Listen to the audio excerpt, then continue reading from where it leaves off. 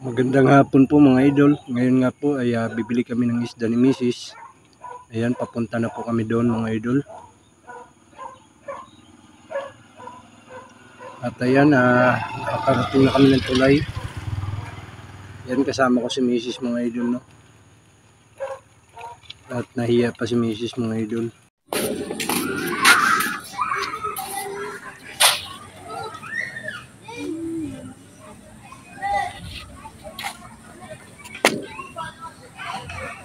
So yan, ang ganda ng view mga idol. Nakita ko siya. Yun, tago pa si Mrs. mga idol. Mrs. Mahiya kasi mga idol. Ayaw marap ng camera mga idol. Nagtago mga idol, nagtago.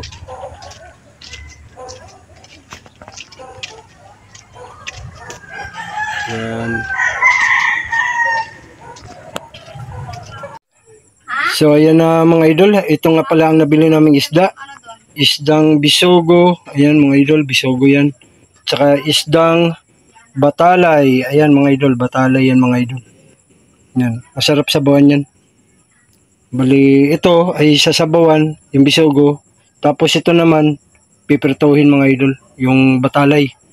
So, ayan. Kung sa Bisaya mga idol ay bawo ang tawag nito sa Bisaya mga idol. Pero dito sa Tagalog ay batalay ang tawag dito. Sa isdang ganito mga idol. Ayan. So, itong ulamin namin mamaya mga idol. Sige, mamaya lang mga idol. Pagka nagluto na kami mga idol, no? Yan, lalagay natin itong mga lods sa kaserola. Ito yung sasabawan natin, bisugo.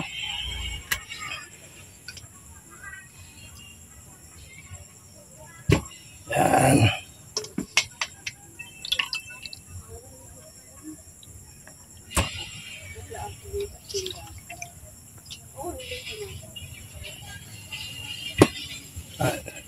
Tapos ito, lalagay natin ito mga idol.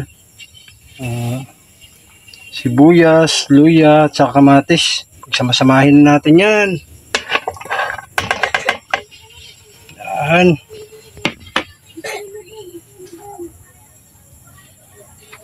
So yan na mga idol.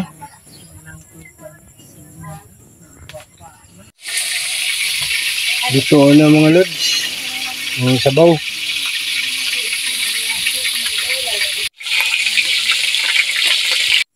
Yan, kain na tayo mga idol. God bless this food namin. Kain tayo mga lods. Sabaw.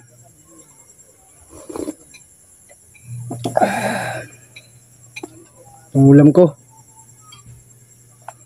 batalay.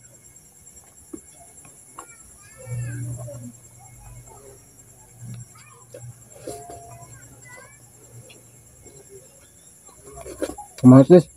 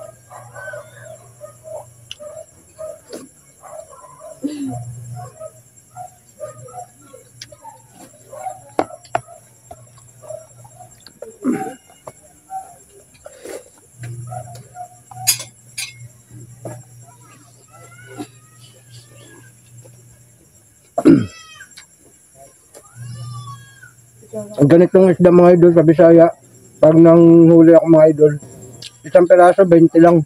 Pero dito isang peraso mga idol, 90. Isang peraso.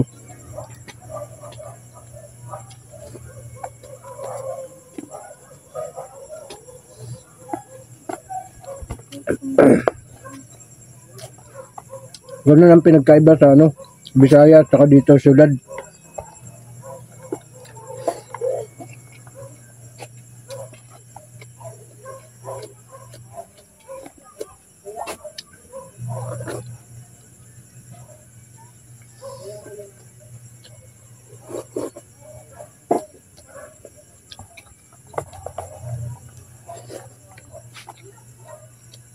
So ayan mga idol, hanggang dito na mga idol ang video na to kasi masyado na mahaba. Pero kakain pa ako mga idol. Nag-off na lang mga idol. Maraming salamat.